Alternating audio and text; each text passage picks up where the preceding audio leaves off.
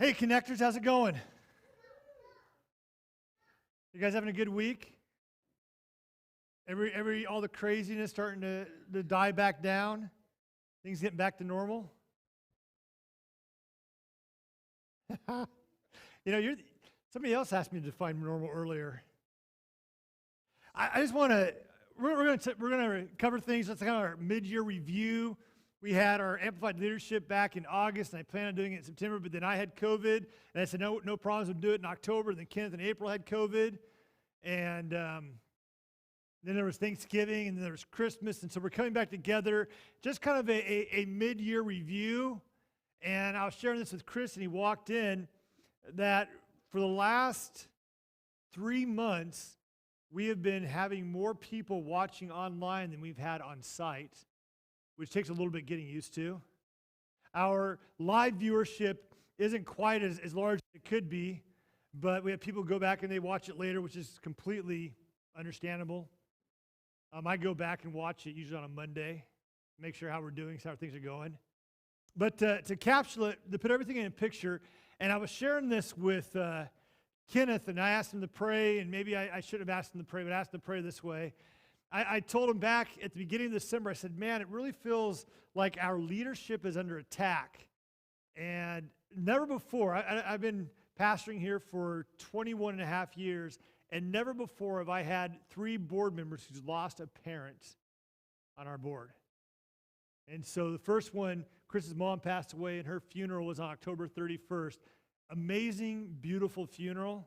When they led you guys into the bagpipes, I lost it. That was just gorgeous. But her testimony was also just amazing and beautiful. And then in December, Joe Hill's mom passed away because he had COVID when she passed. They couldn't do the traditional Native American way of wake services and then a funeral. And so they had to wait until all of them were cleared from COVID to have their funeral service. But even at that, Joe was lost. But to listen to his mom's testimony of prayer and encouragement in what she was. And I was hoping that would be the end of our mourning period. And then Mike died, and that was tough. But I want you guys to understand this. Wendy and the girls and Kenneth put together an amazing funeral service. All I did was show up. They did everything else. And to listen to people on their way out talking about how God spoke to them and how they heard from God. But I say this, it's been a tough year for us, just everything that we've been dealing with. COVID aside, just all the stuff that we've been dealing with, and I guess you could say it's related to COVID. And now, hopefully, there's hope on the horizon, the Verizon. What do you call that? The vaccine is out there. And one of the things I was laughing about is my mom specifically told me not to go and get vaccinated. And the first day that she was eligible, she went and got vaccinated. And so my joke with my mom was, Mom, I know you're trying to kill me off, but really? But that's my hope in prayer. But even all of this, and I was with Devin Smith on Tuesday with a group of pastors, and I said, God is birthing something inside of us. And Jessica and I talked about this on Sunday, and how he's birthing a movement. And sometimes movements can be a little bit messy, but what God is doing, the movement of God and the movement of Connect Church, the movement of the Holy Spirit can be a little crazy. And I'm going to tie things up tonight by talking about prayer and about fasting and about the movement of God. But I want to share with you, and if you guys didn't, I think I printed off enough so that each couple could have one of these. If not, Terry, can you make sure that people, just raise your hand, say I didn't get the nice color eye sheets. Thanks, TK.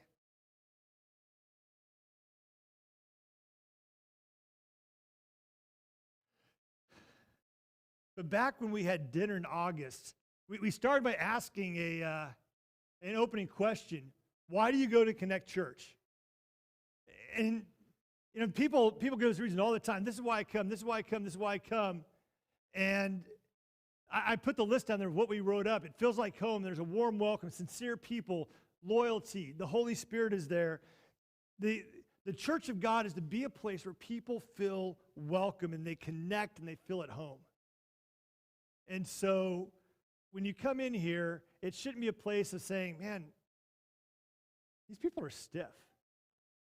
It should be a place where you come in and you say, wow, I feel safe here. And in the safety of Connect Church, the thing I continue to ask myself, how does this translate over to an online community? And we're not, and I just want you guys to know, we're not even close to tapping in where I'd like to see us in an online community, because I'd like to see a connection person online connecting with people, inviting them in and letting them know what God is up to. But we're open to change. Nothing caused us to change more than back in March when we had to shut things down. And it was crazy. And I'll let you guys know, because I've been here a long time, I've had the ability to make some relationships with people. And so when the chief of police called me on my cell phone, and he goes, hey, Mark, this is Don Bohan. And I'm like, hey, Chief, what's going on? He goes, yeah, I'm not a big fan of the drive-through communion service. And he says, is there any way you could change that up? And then, so we shifted quickly. And we had people volunteer to come in and put together communion packets and take them out and deliver to people's houses so that we could do an online Maundy Thursday experience. We did church out in the parking lot, which was fun for a season. It was a change, wasn't it? And it beat, being out in the parking lot for me beat waking up at home and watching a pre-recorded version of myself on TV. But we were willing and able to change. At Connect Church, we have people that will pray for you. So, and I've talked about this. When we first opened back up, and they said, these are the things that we want you to avoid at church until June, it felt weird for us not. My boys were asking about the donut holes. Not a big deal. But what was the weird part is not allowing people to pray with one another. And so we kept people in family groups and said, stay with your family, stay with your family. And Jack was the chief complainer about that. He goes, oh, Dad, he goes, I can't sit with my family. You're on stage, Mom's on stage, Lance annoys me. But I said, this is what we're doing. The break things back in. But I think what sets us apart is that we are a group of genuine people. And so when you walk through the doors and you're going through the crud of life, and you can barely walk through the doors without crying, you know that you're not going to be judged on that. You know that when you come in, somebody's going to greet you, somebody's going to talk to you, someone's going to ask you how you're doing. If you're brand new, you're probably going to get a tour of the church. You're probably going to hear the story about how we got into this building, which, by the way, really cool thing, Holiness Today, which is a publication of the Church of the Nazarene, asked me to write our testimony for their publication. And so I wrote it up, and then Terry made it sound like an actual adult wrote it, because I write like a 7-year-old. True story. But what sets us apart? Genuine. We're not faking it. The other thing that's great about this church, it doesn't matter what your background is. So we have people who come into the church who come from a drug background, people who come from an alcoholic background, people who were raised in church and raised good, and we have people who are educated, people who barely made it through high school. But it doesn't matter what your background is, nobody treats you differently. And I had a single mom who's recovering from drugs and has a lot of stuff to do, and she said, man, I wish I could come to church 7 days a week. And I said, hey, you can come here, but nobody will be here 7 days a week. That's a good goal to have in life. But it talked about that comfort level. Then we talked about what is the strengths of us? What makes us strong? That flexibility, that adaptability, welcoming, personal relationships, authentic, intentional, strong character, willing, open, forward moving. My all-time favorite movie quote. Rocky Balboa looks at his son, and he says this, "It's not how hard you can get hit, it's how hard you can get hit and keep moving forward." That's what I feel like this year's done for us. We've taken the hits, and we kept moving forward. Weaknesses, communication, more people involved in follow-up, small volunteer pool, needing more children's church volunteers. We'd like to see more musicians, maintenance. Those are just things that we're saying, man, these are things that we would like to work on, things that we would like to do better at. And so those are all there in front of you. Opportunities. The building in which we are in is our biggest opportunity. So, my wife, who would never say that she has a prophetic gift, made this in 6th grade when I was coaching Jack and Asher and Charlie and Jacob and all those guys. We were out to practice one day, and Terry looks around. She said, "Man, Mark, if we had a better church building, these kids' parents could possibly be coming to our church." And so 2 years ago when Chad and Tana showed up, I said, "Terry, you called it. We got a better church building, and kids that I coached started coming to church."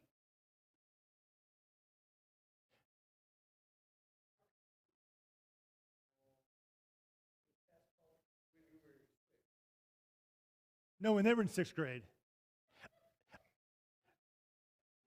You know, it really is quite crazy how advanced I was at that age.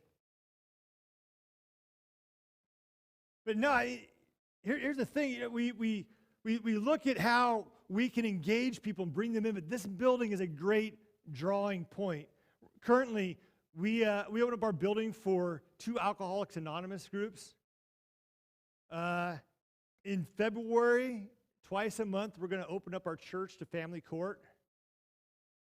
And so, in fact, the judge looks like Kelly, only 10 years older. Kelly Campbell. Yeah. Except I found out that she's not 10 years older than Kelly Campbell, but that's but she does. I mean, when I'm sitting here talking to her, she reminded me so much of your wife. But they came in there, and someone from DHS called me and said, "Hey, I got a question for you." She said, "Currently, we don't have enough court space at the courthouse, and family court's always an afterthought, and so I'm not sure what's going on, and da-da-da-da. We just need a place to meet." And I said, "Yeah." I said, "Come on over." And so they invited me to go to their meeting, and so I went to their meeting, and they fed me, and we came back here, and she looked at me, and she goes, "This is a nice setup." And I said, "We even have rooms. We have a room where lawyers and their people can get together and talk." And just walked them through it. And she goes, "Are you sure you guys would be okay with this?" And I said, "Yeah." I said, this is why God gave us this building." I said, "Who knows whose lives are going to be changed and transformed because of this building?" Was it 2 years ago? 1 year ago. We hosted Drug Warehouse here 2 years ago. It'll be 2 years ago now in April. Drugstore.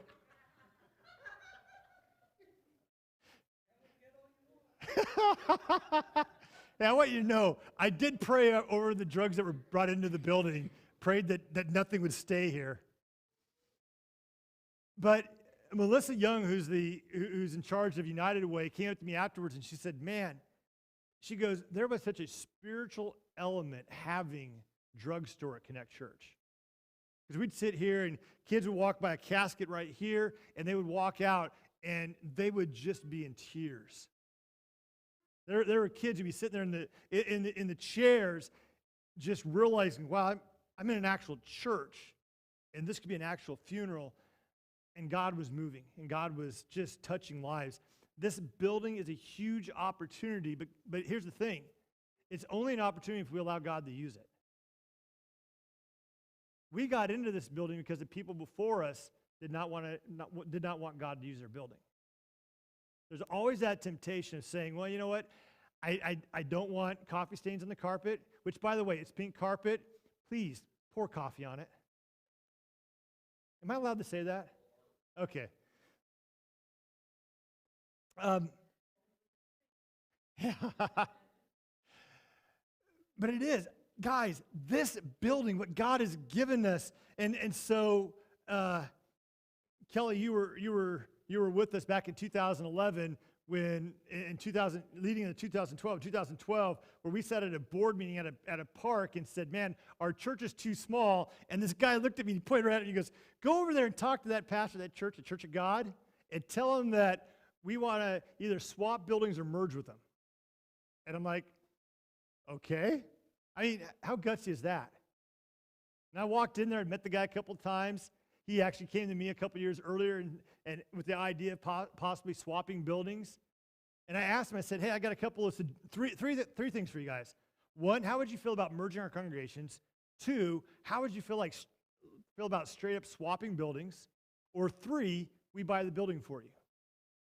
They didn't want to swap buildings because if you've been at Brookfield, there's no way their congregation could get in that building. There were steps to get in, 4 feet on the main floor from the ground. And he said, "Merger. We come and have a merger." 129 people show up at the merger at that merger service. We were at that time, and I'm not lying about this, we were averaging 75 in morning worship. Let me tell you something. Pastors never lie low about how much they average. So if you ask a pastor who's averaging 75, what they're averaging, most likely he'll tell you 80 or 85. It's good lying. White lying? Nah, it's just lying. The Sunday before our combined service of 129, they had 15 in attendance. They come in, there's 129. I mean, it was amazing. I'm like, whoa! So many of our people showed up. We had our Easter morning crowd show up that Sunday. Honest as all get out. And Mark King is counting it, and I'm looking out, and 129 at Brookfield was packed. We had 132 over there one time, and Mark King was coming over there asking people to scoot over so we could push more people in. And so 129 here seemed a little bit empty, and I was sad thinking, man, I just wanted to have 80 people at church. And so King comes up to me and goes, "How many do you think we had?" And I said, 80? And I'm thinking more like 70. And he goes, "We had 129. And so I'm like, this is awesome. And so we're high-fiving, our leadership's high-fiving, and we go in to meet with their leadership team, and it was like trying to fly across the Atlantic Ocean in a lead balloon. I mean, we smacked hard. Back to the drawing board. They came back, and I remember they said, "Hey, all's not lost. We will sell you this building for $555,000. They went out and had it appraised for $950,000. The guy looked at me and goes, "But we like you, so we'll sell it to you for $555,000. Nobody was going to sell that building for that. And so here's my story. Every spring, I would come back with someone from the board, and we would talk to them about buying their church cheaper.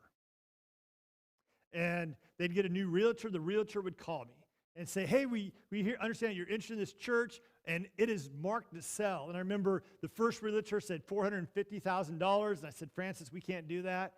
They got a new realtor. She came back and said, "Oh, man, it is marked to sell. They're willing to part with it for $400,000. I said, "Still can't do it." In fact, that spring we went and met with them before they went to auction, and they said, "Hey, we'll sell you the building for $250,000. We called in the district. We took a tour of the district building committee. A good friend of Terry's and mine, Roger Skelly, sat us down, and he says, "Hey, $250,000 is a great price for this building. But you could also spend $250,000 updating this building, and you can get lost in it." And he said, "What do you guys want to do?" And so we talked and realized between payments and trying to get that done that it still wasn't feasible for us. And so I remember having a conversation with Elizabeth Watson, who was in charge of the Church of God.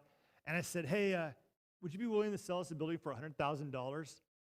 She laughed, patted me on the forehead like I was a little kid, which I was a little kid to her. And she goes, "We would rather auction the building off than sell it to you for $100,000.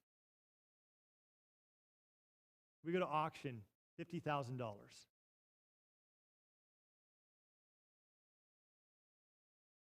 When God is on the move, nothing can stop him. And so we talk about this, birthing a movement of what it means to be a part of a movement. And we have opportunities around us to work with other churches, to break denominational boundaries, to be light in the world, not obnoxious, but to be light. There's a difference between being the light of God and being the obnoxious of God. I mean, we can go out there, we can be light for God, or we can be obnoxious and drive people away. We want to be the light of God. That's why when we opened up our doors back in May, our leadership team last year said, hey, let's give away $1,000. And so that's why we did drawings. We gave $1,000 away and told people, man, if you need this money, go ahead and use it. But if you don't need it, go ahead and bless other people. Liddell Ball called me on the phone and said, man, there's this friend of ours that we've known, and she's a waitress at Chili's. She's a single mom. She's really struggling. Someone from Connect Church just gave her a $100 tip. And I was like, that is awesome. And he said, that's what our church is all about. We're not about keeping it all. We're about being used of God. We talk about threats. What would keep us from being what God has called us to do? Follow through. I used to say this when I was back in college and I played tennis, that the only difference between me and Pete Sampras was follow through. I hit the ball, he hit through the ball.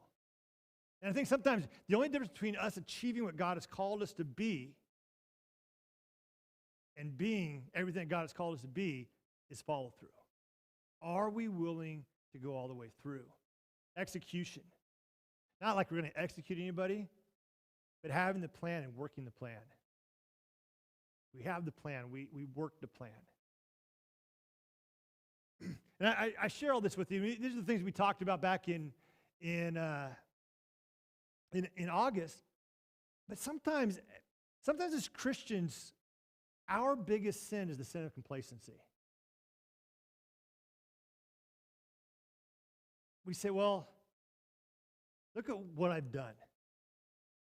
I want you guys to know, it would have been easy for us when we opened up the doors of the Connect Church to say, hey, we made it to the promised land, high five each other, have a couple of donuts. But God did not call the Israelites just to enter into the promised land. He called them to occupy it.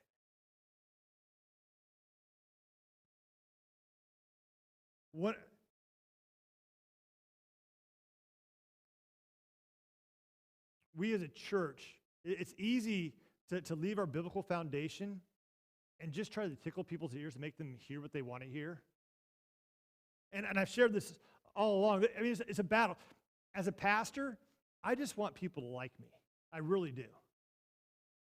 And so sometimes the battle that I have to fight within myself is preaching a tough message. But even worse than that, I'll tell you what's worse than preaching a tough message.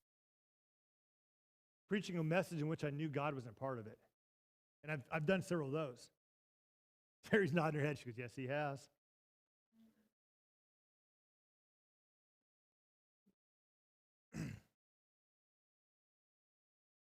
Our foundation on the biblical principles of Jesus Christ is what everything is laid on.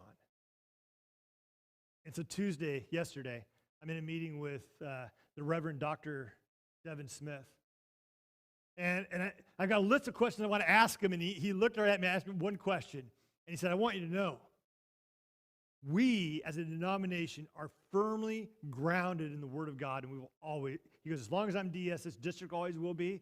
He said, but I want you to know, Wayne Schmidt gave us confidence that we are a church that's founded on the Word of Jesus Christ. When we talk about threats, what keeps us from achieving all that is pastoral capacity. So one of the greatest things that happened at Connect Church is when Kenneth came. Isn't that a great thing? Here's why. It allowed me to focus on what we're doing. So often, when I was doing youth ministry and I was spinning all these plates, you get to running around spinning plates, and you don't get to focus in, you don't get to hone in what God has calling you to do. Uh, hey, working with youth is fun. I'd come home and Terry would say, Mark, you've had way too much coffee today. But I also knew this. For Connect Church to get where it needed to be, I could not always be working with the youth. And it's just the way it is.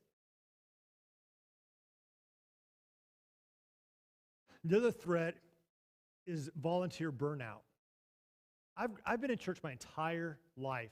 3 days old was my first day in church. I was born on a Thursday, carried into church on a Sunday. And so being around church so much, this is what I knew. We had teachers in our church that were teaching Sunday school that, one, did not like kids, and two, did not like teaching, and three, were looking for a way out. And so what happens is that if you're doing something you don't want to do, you burn out really quick. You're like, oh, when can I get out of this? So we talk about this volunteer capacity. We want to get people there's a leadership saying that says you get people in the right seats on the bus moves better. And so finding out, where do people fit? What is the right seat? How do you fit here? And as a pastor, there's a lot of things that I know how to do a little bit.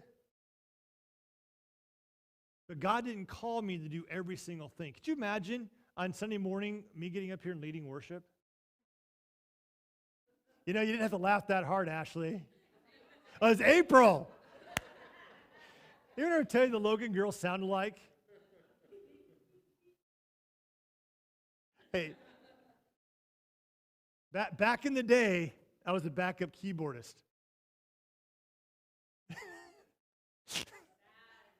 It was a sad day. The Spirit of God was not with us in those days. But here's the thing.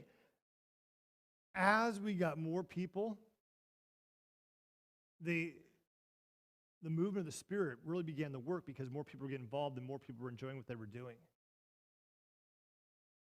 For years, I wanted the video stuff that we have going on right here. And so as much as I hate COVID and as much as I detest all the stuff that COVID brought with us, the district gave us a $2,500 grant. We ended up spending about between $8,000 and $8,500 of our own money to upgrade between computers and cameras and software to get everything running so that when you're watching at home, it is almost as good as being here in person. In fact, I have other pastors who watch our church service and call me and say, how do you guys do that?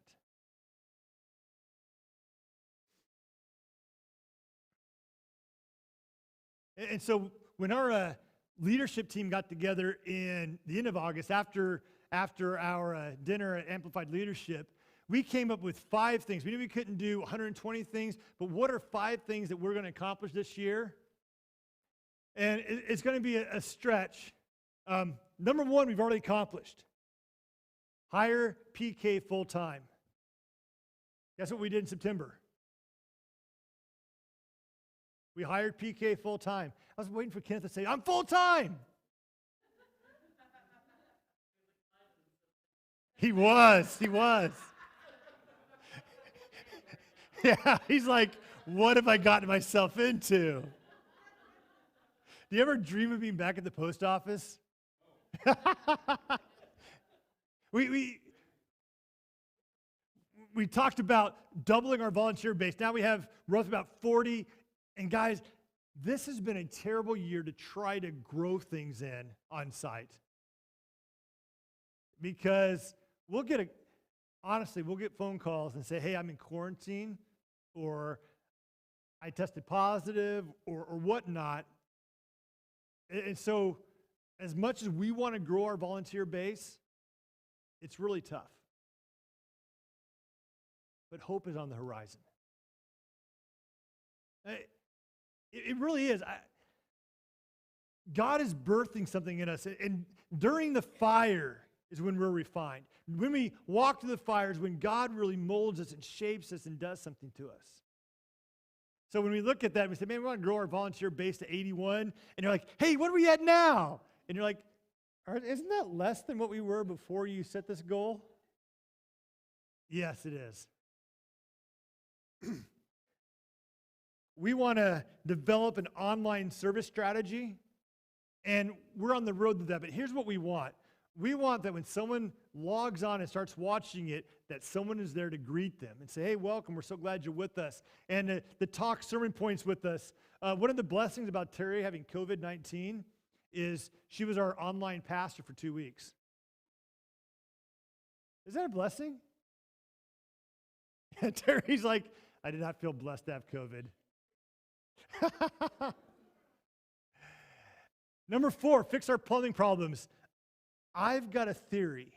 So I don't know if you guys know this, but the daycare on February 28th is moving out of our building. They've bought the old exploration destination building, and so they're combining 2 of theirs into that one site. And my theory is this, that once they stop flushing paper towels down the toilets, our plumbing will improve. Call me a dreamer. But even that being said, we do have cast iron pipes in the basement and getting that all situated, what we want to do down there. But I do think with the lack of paper towels being flushed from upstairs, things will improve. We'll see. That's on our list. And here's the other thing. So when you check in, it doesn't matter. You can be at home watching our service. You can be online or on site watching our service. But if you check in, say, I'm at Connect Church watching this, $1 goes to local missions. And right now, we've been putting that aside in savings, and it's been building and building and building. And what's the number right now? Yeah, about $1,500. We want to see how we can partner with some local missions. And we've been able to do some stuff locally to help people out. So we bought a couple of Thanksgiving dinners for people back at Thanksgiving time. We gave to a GoFund account for Allie Jones to help cover the cost of her funeral. And, our goal, again, is to reach a world that's lost and dying.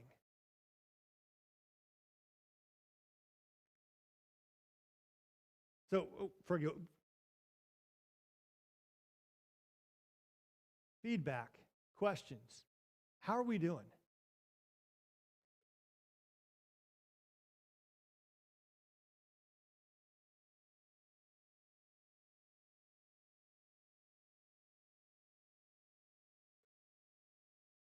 Yeah.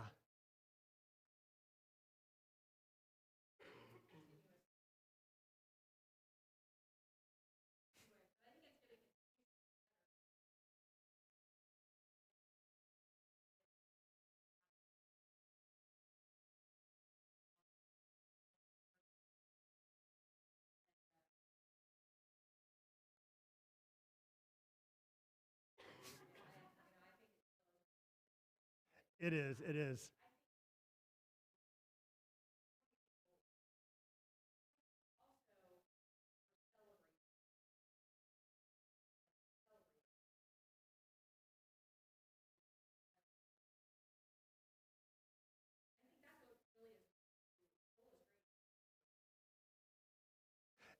Can I tell you, can I give a testimony real quick? You guys don't really have a choice to have the microphone. So, our current tithes and offerings, we had a special gift to help us with this, but our current tithes and offerings are sustainable to keep Kenneth full-time. So that was one of our fears of, at the end of the year, I'm going to sit Kenneth down at my desk and say, hey, the post office just called me and you've got a job back. We did not want to do that. Yeah, Kenneth isn't here to hear some of this great stuff. I'll watch it later. But that was our goal. We wanted it to be sustainable. And so we had a special gift, and as a church, that people step up. Honestly, guys,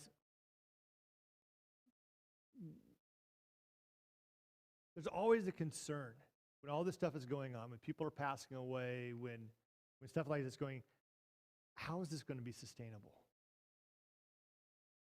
You would not believe how God has brought the right people to meet goals that we didn't even realize that we had. And God continues to do it. So I've got, I didn't put the charts in there, but currently, year to date, and we still have another Sunday in January, but from January to January, we are 27% above giving this year over last year. And so our on-site attendance is running at 80, which kills me because pre-COVID, we were running 125. In the average, the 3-month average of December, January, and February was 125 last year. And so I'm looking at that like, wow, we're way down. But we have more people watching online. So I was sharing this with Chris. Every Tuesday is when I check how many people watched our church service. And so I use that my cutoff. And you're saying, hey, I watch on Wednesdays. Hey, that's awesome. But so I can stay consistent, and I'm counting the same time every week. Tuesdays when I count it. And we had a Tuesday earlier this month in which we had 228 people watch. That was very, very, very high. This last Tuesday, it was 128. But that's kind of, right around 100 is kind of our normal.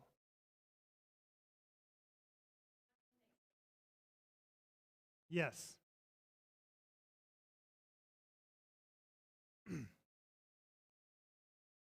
And so like this last Sunday, we had 19 people that watched it live with us. But then other people went back and watched it later or as the algorithm went out. This month, we have 42 new page likes on our Facebook page. And what that does is when people like our page, they get into an algorithm, and as they share stuff that we put out there, it creates a larger algorithm, so more and more people. Back in May, I'm not sure of the girl's name, but she's the blonde that's in charge of the daycare center that meets here. She came to me and said that her sister called her from Seattle, Washington, and said, hey, there was a church that came across my Facebook page from Ponca City, and they were doing church in a parking lot. And so I thought it was pretty cool that even Seattle, Washington was able to watch us. What I want to spend some time here just talking about is prayer and fasting and what that means. And I'll tell you how I got to this point. I'm not telling everybody that you should go ahead and fast or give stuff up. But Kenneth was the first one to give me, so I'm going to blame him first. He's back in the room. Hey, that's okay. That's why we brought you here. He came to me and he said, man, I feel that maybe we should have a concerted time of fasting. And I think it was back in November that you came in and talked to me about this. And I joked with him and I said, yeah. I said, why don't I take you out for lunch on Friday and we'll fast and talk about it? And he's like, a jerk.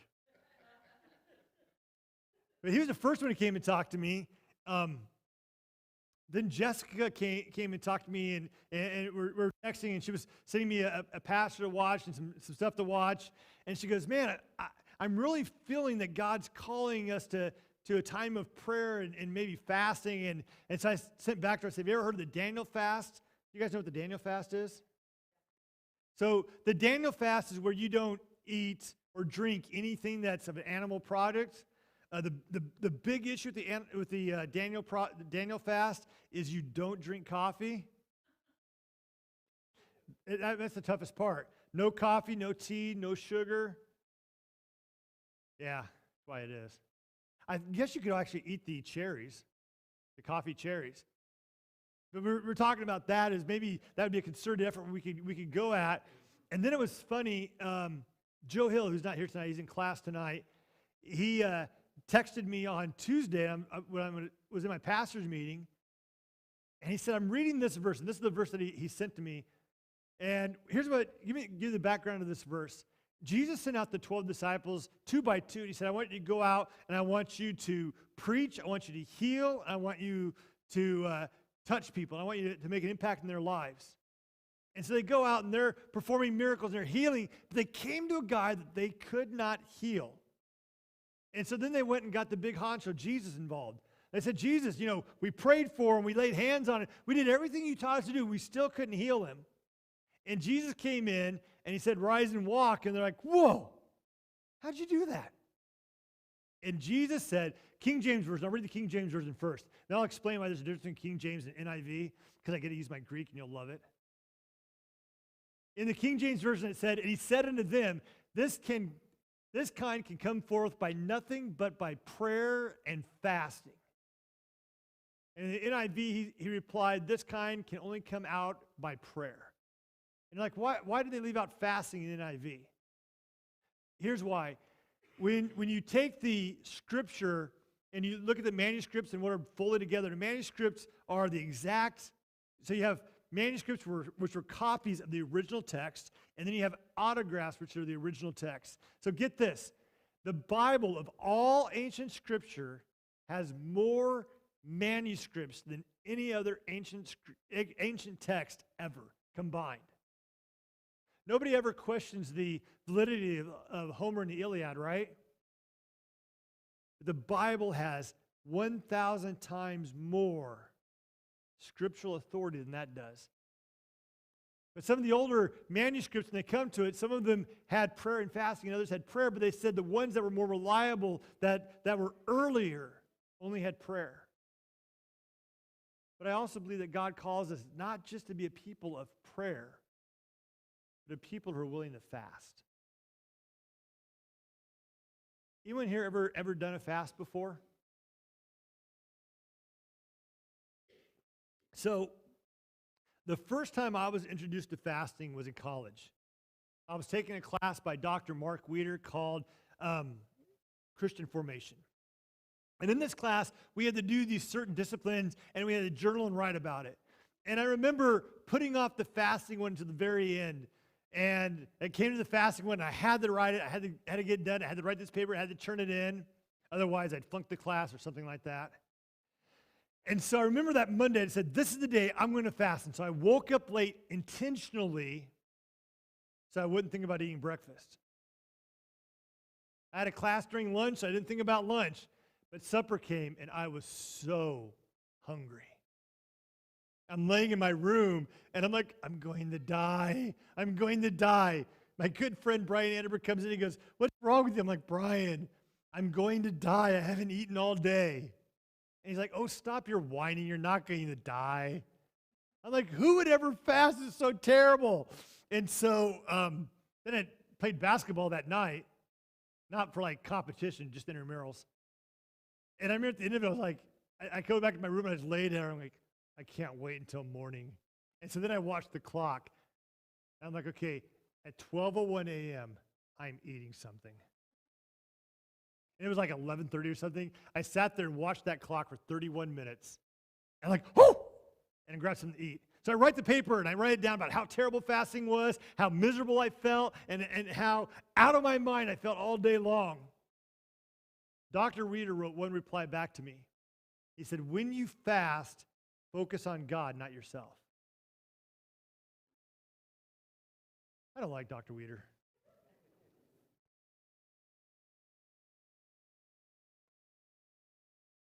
But I think there comes a seriousness in our spirit when we're willing to give up something for Jesus.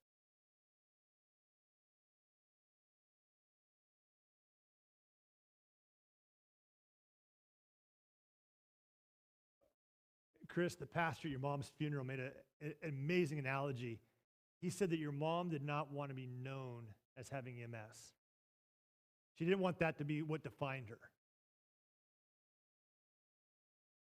And I think so many times we allow things to define us that don't need to define us. And so Terry, bless her heart, for the last 2 weeks, has had to listen to me tirade about different things that I'm frustrated about.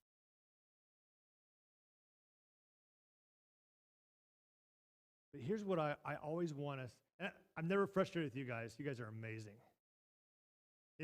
It's people who know better, who should know better, who frustrate me. And I'm like, man, God, why don't you just strike?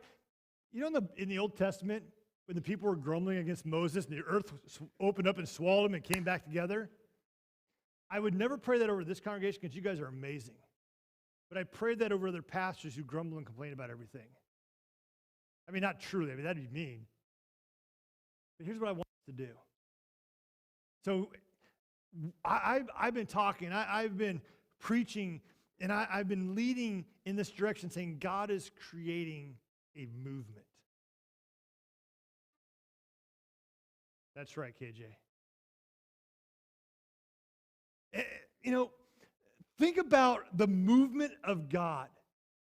Think about the early church and what it was like for the movement of God to happen. Think about how amazing it was that God took 11 uneducated men, tradesmen, and transformed the world because they were willing to give up for God.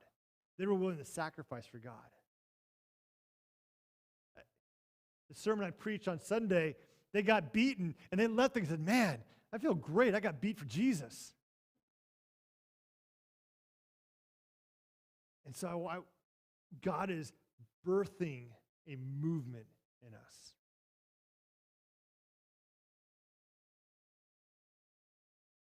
Do I want to go back and repeat 2020?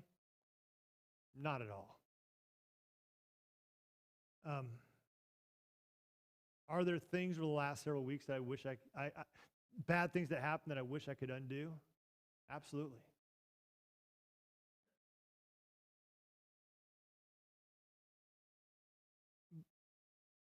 But I'll tell you what I've learned in all of this. I've learned how to pray. Joe Hill and I were talking about that. For a while there, Terry had COVID and I slept in a guest bedroom. No, don't feel bad for me. It's a nice guest bedroom. But for some reason, in the guest bedroom, I always wake up at 4 o'clock in the morning, cold. But I'd wake up at 4 in the morning and start praying. I'd think about things I was praying for, all this or that, and I never text anyone before 6 o'clock. But sometimes I do text people right at 6 o'clock.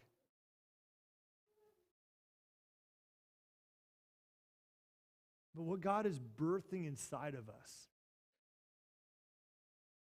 what God is birthing in our children's ministry, what God is birthing in our youth ministry, what God's birthing in our adults, the movement. The Wesleyan Church, our denomination. And I get so enamored by this story. John Wesley was 38 when he got saved. 38 years old. And he said this at Aldersgate. He said, my heart was strangely warmed. He gathered a group of 12 men together, and they formed a group called the Holy Club, but other people, you know what other people called them?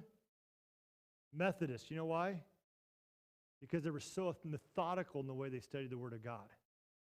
They were called Bible moths. They were called Methodists. It was not a term of endearment. And what Wesley wanted to do, what he truly desired to do, was to create a revival inside the Church of England.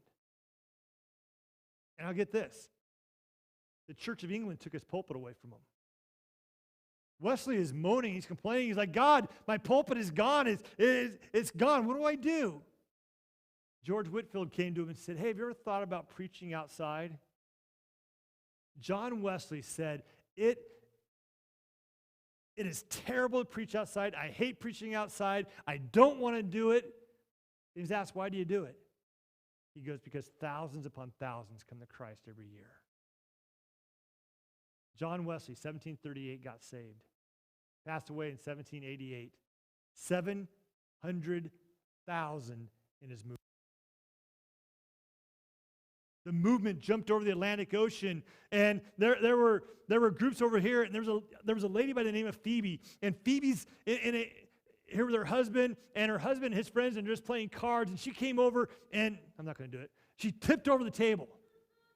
And she goes, you've had all this education. There are people out there that are dying going to hell, and you're in here playing cards.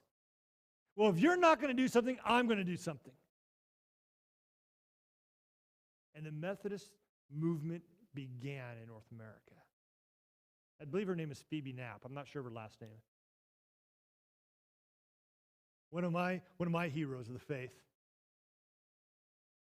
Orange Scott. You guys ever heard of Orange Scott?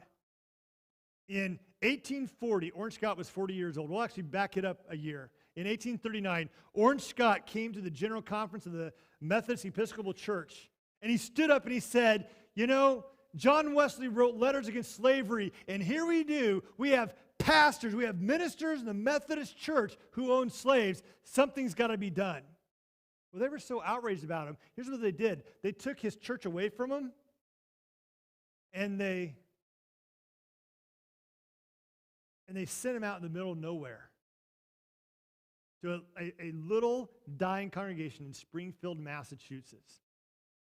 He went there with less than 20 people. Within a year, had over 200 people there. Goes back to the General Conference and once again says, we've got to do something about this. And they're like, man, what is it going to take to shut you up?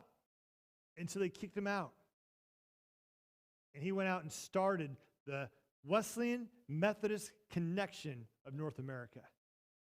Can you imagine answering the phone and saying that? Thank you for calling the Wesleyan Methodist Connection of North America.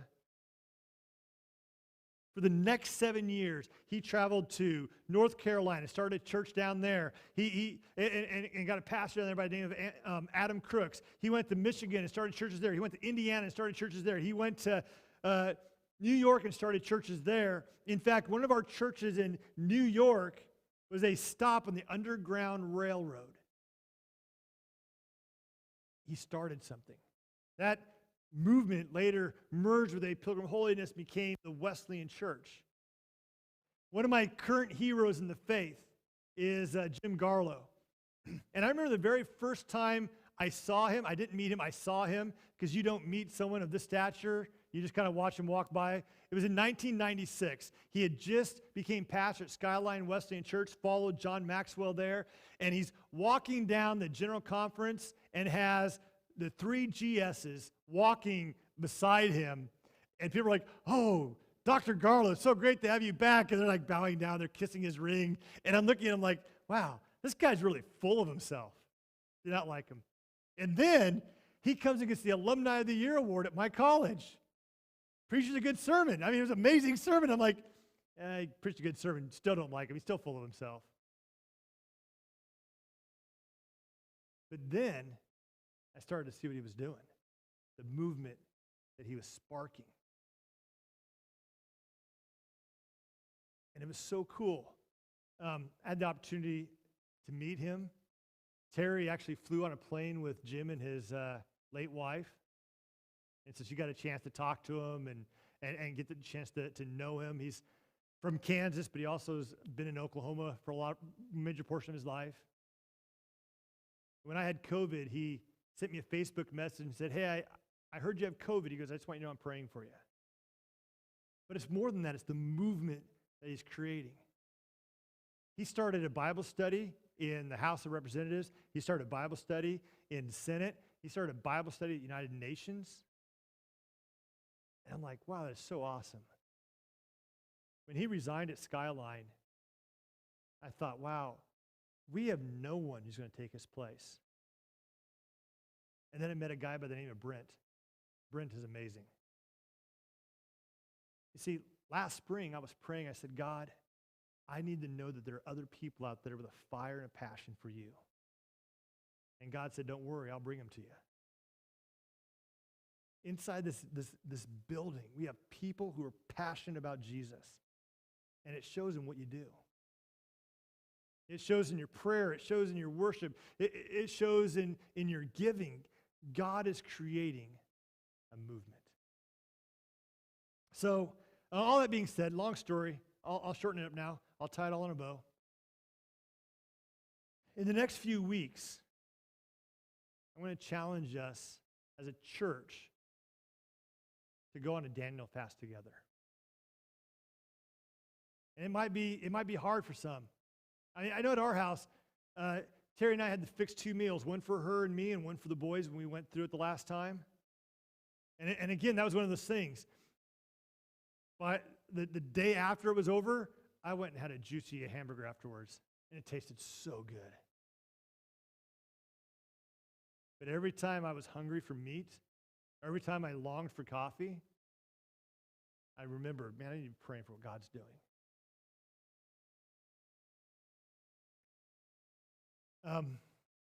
I didn't mean to give you guys a sermon on that one. Can we call that a freebie? Yeah. What I am passionate about is the movement of God. What I want to see is the movement of God. I want it to be so organic. I mean, yeah, I want to see the sanctuary full again, but more than that, I want to see people who are hungry for Jesus. I love stories like Jamie who says, I used to be on drugs, but now I'm clean. Or like Tammy Cunningham who stood up and said, the first several times I came to church, I was drunk because I kept waiting for Pastor Mark to kick me out. Well, one, my nose doesn't work very well, so I can't tell if you're drunk or not. But it's so cool to hear people's stories. I want to close in prayer tonight. I want to challenge you guys. Look for ways to pour your lives out, to pray before God. Maybe start looking, hey, maybe you're going to say, even before you introduce the Daniel fast, there might be a meal here or a meal there. I'm going to just fast. I'm going to pray before God. Would you join me in prayer? Dear God, I just thank you for these men and these women. I thank you for this church, God. I know I've talked a lot tonight, God. But I'm so proud of what you're doing. I'm so excited to be a part of it. And I pray, God, that your Holy Spirit would so embrace these people, God. And I pray, God, that great things will continue to happen. We pray this in your holy name. Amen. Hey, guys, go and have peace. I promise next Amplified Leadership will be more dialogue and less sermony. Have a great week, guys.